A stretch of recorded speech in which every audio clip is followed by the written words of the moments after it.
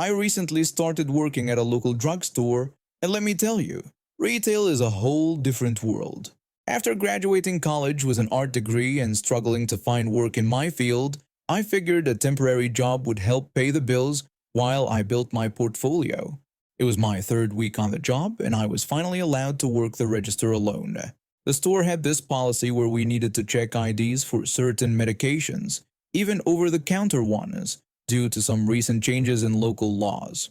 It was a pain, but rules are rules. The day started normally enough. The morning rush had died down and I was restocking the candy display near my register when this older man came up with a cart full of cold medicine. Not just one or two boxes, he had at least 15 boxes of the same brand. I greeted him and politely told him that I'd need to see his ID for the items. He didn't respond at first, just kept typing on his phone. I had to repeat myself, apologizing but explaining that I couldn't sell the medicine without checking his ID. He finally looked up, clearly annoyed, and asked sarcastically if he looked under 18 to him. I explained as politely as I could that I understood his frustration, but it was store policy to check ID for these items regardless of age. The man got more frustrated and told me he'd bought these items here before, demanding that I call my manager.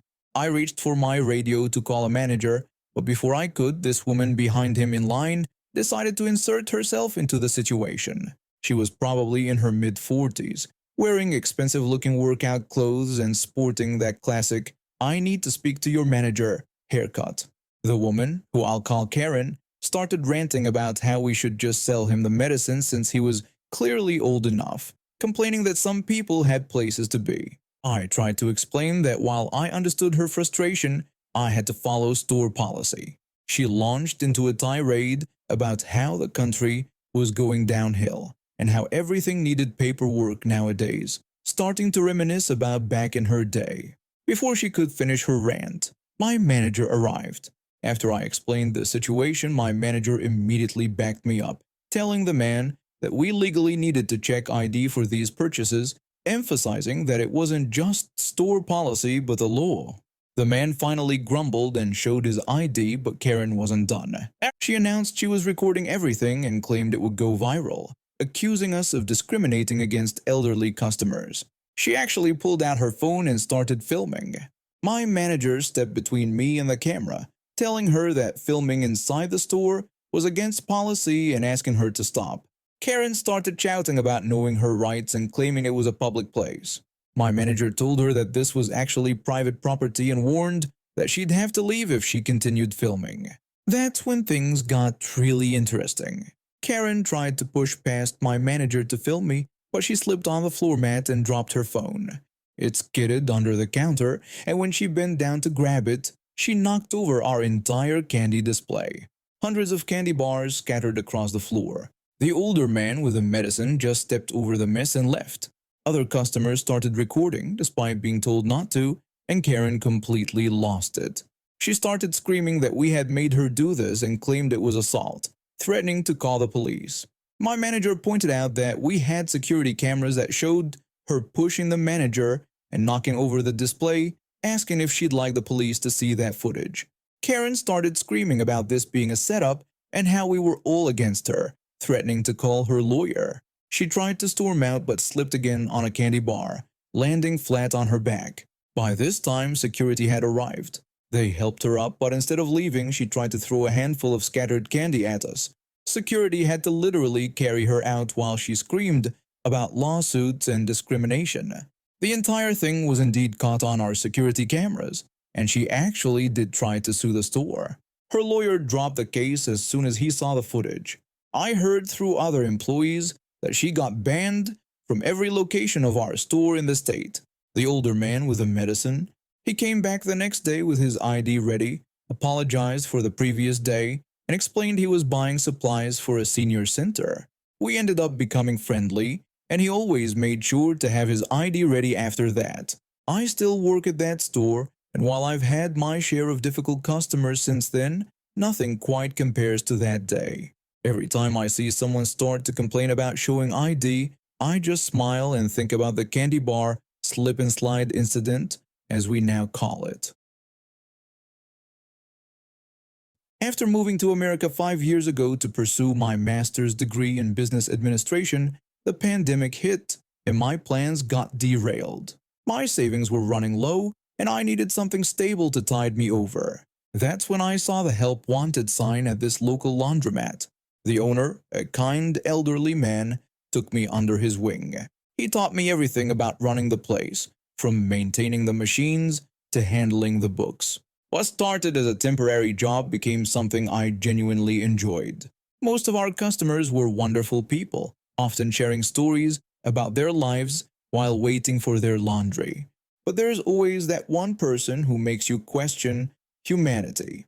Last Tuesday, while I was doing my usual rounds, checking the machines, I heard someone practically stomping into the office.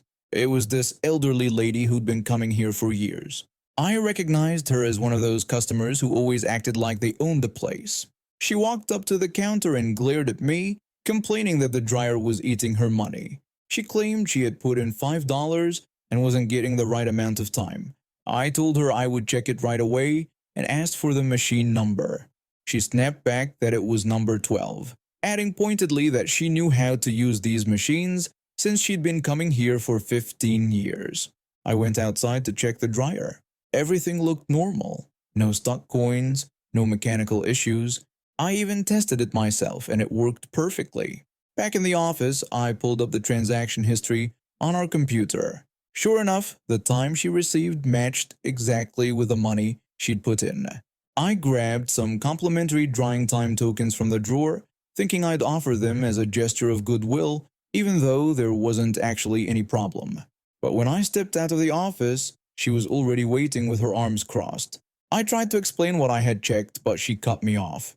She started ranting about how often she came here and how she never made mistakes, then demanded to know if I had any idea how to help her. Before I could even show her the tokens in my hand, she sneered that she didn't think so, and that people like me don't know anything.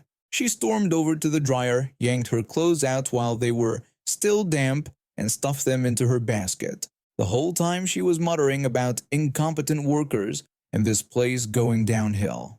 After she left, several of our regular customers came up to check on me. One sweet lady asked if I was okay and said the woman was completely out of line. Another customer mentioned they'd seen her act like this before, telling me about how last month she was yelling at the vending machine outside. I assured them I was fine and suggested that maybe she was just having a bad day. What happened next was actually pretty satisfying. The following week, the elderly lady returned, probably thinking I wouldn't be there, but this time the owner was present. She started her usual routine about the dryer eating her money again, but before she could get into full swing, the owner interrupted her. He told her that he had reviewed the security footage from her last visit and had seen how she treated me, mentioning that I had been trying to offer her free drying time even though there was nothing wrong with the machine. He said her behavior was unacceptable. The elderly lady's face turned red as the owner continued, revealing that they had kept track of her complaints and this was her 5th time trying this routine. He then politely but firmly told her that they had the right to refuse service and suggested she try one of the many other laundromats in the area. She stood there, mouth opening and closing like a fish out of water, before grabbing her empty basket and rushing out. As she pushed through the door, she nearly collided with another customer who was coming in. The owner turned to me with a smile and said something that made my day, that nobody disrespects his staff and that I was the best attendant he'd had in 20 years. The regular customers who witnessed this gave a small round of applause, and one of the regular customers even brought me coffee the next day. It's moments like these that make me appreciate how this temporary job turned into something much more meaningful. I've had focal awareness epilepsy since I was 14. Back then, my parents thought I was just being dramatic when I'd suddenly freeze up and start gagging. It took 3 doctors and countless tests before we finally got the diagnosis. The hardest part wasn't even the seizures themselves. It was dealing with people who didn't understand or believe me. Fast forward to when I was 22, working at this mid-sized grocery store to help pay for college. The job itself wasn't bad. Stocking shelves, helping customers find things, basic retail stuff. My seizures were usually under control, but stress would trigger these awful clusters where I'd have multiple episodes a day. The store had this toxic culture about calling in sick. You'd think a place that handles food would be more understanding, but nope. Every time someone called in sick, the managers would act all concerned to their face, then turn around and trash talk them the moment they hung up the phone. When I first interviewed for the job, I was upfront about my condition. The store manager at the time seemed very understanding, telling me they appreciated my honesty and assured me they would accommodate my needs. For the first few months, everything was fine. Then I had my first cluster while working there. I called in sick for 3 days straight. I apologetically explained that I was having multiple seizures and didn't think it was safe for me to come in. The supervisor responded with seeming sympathy, telling me to take care of myself and let them know when I was feeling better. I thought they were being genuine. Then a coworker who'd become a good friend pulled me aside one day. They nervously told me that the managers had been saying nasty things about me when I wasn't there. When I asked what they meant, my coworker revealed that the managers thought I was faking my seizures to get time off. They'd overheard the assistant manager the day before suggesting I was probably just hungover or lazy. I later learned that the assistant manager had been questioning the convenience of how my seizures only happened when I was alone or at home. A supervisor had agreed, pointing out that they always seemed to occur before busy weekends. Finding this out felt like a punch to the gut. These people who'd been so sweet to my face had been mocking my disability behind my back. The next time I felt a cluster coming on, they tried their usual guilt trip routine when I called. The store manager complained about being short-staffed and tried to make me feel bad by saying everyone else was working hard to cover my shifts. That's when I decided to give them exactly what they wanted, me at work during a cluster day. The first seizure hit about an hour into my shift. I felt the aura coming and walked straight to the manager's office where 3 supervisors were having their morning meeting. I told them I was about to have a seizure. They looked confused until my face started twitching and the violent gagging began. I threw up right there on their office floor. After it passed, I grabbed some cleaning supplies. The supervisor frantically told me I should go home, but I casually brushed it off, reminding them that the episodes pass quickly. An hour later, I found the assistant manager in the warehouse. I gave her a quick warning about another seizure coming. This time I managed to grab a trash can, but the retching and facial spasms were impossible to miss. She desperately tried to convince me to go home, but I sweetly reminded her about how short-staffed we were, saying I wouldn't want to let the team down. By the 4th seizure, this time in front of the store manager and a visiting district manager, they'd had enough. The store manager gave me a direct order to go home and not come back until I was better, promising they'd cover my shifts with no questions asked. The district manager echoed this, insisting I take all the time I needed to recover. The district manager apparently had some choice words with the management team about disability discrimination. Suddenly, all that behind-the-back gossip stopped. They even implemented a new store policy about medical accommodations. These days, when I call in because of a cluster, they just say feel better soon and leave it at that. Sometimes, people need a front row seat to understand what they've been dismissing. I just made sure they had the best seats in the house. It was our 5th wedding anniversary, and my husband and I had this tradition of making celebrations extra special. And not just with dinner and gifts, but with some spicy surprises too. This year was important because it coincided with Christmas, and we both wanted to make it memorable. I'm a high school teacher, and my husband works in IT. We're pretty ordinary people who just happen to enjoy keeping our marriage exciting. After saving up for a few months, we decided to go all out with our shopping this year. The adult store was having a holiday sale, which was perfect timing. My husband and I had been browsing together, picking out various items that caught our interest. I had my arms full of different outfits and accessories, including some rather interesting toys and a ball gag. My husband was enthusiastic about his choices, whispering suggestions in my ear about how we could use each item. We separated briefly as he went to look at something in another aisle. I was examining an interesting outfit when I felt someone tap my shoulder rather aggressively. The woman demanded assistance, claiming she had been waiting forever. Before I could even finish explaining that I didn't work there, she cut me off and asked me to check the back room for a bra in her size. I was wearing all black that day, black jeans and a black sweater, which I guess could look like a uniform if you squinted really hard. But I definitely wasn't wearing the store's signature pink lanyard or name badge. I tried again to explain that I didn't work there and was just shopping. That's when she lost it. She literally screamed in my face, making some horrific sound while clenching her fists.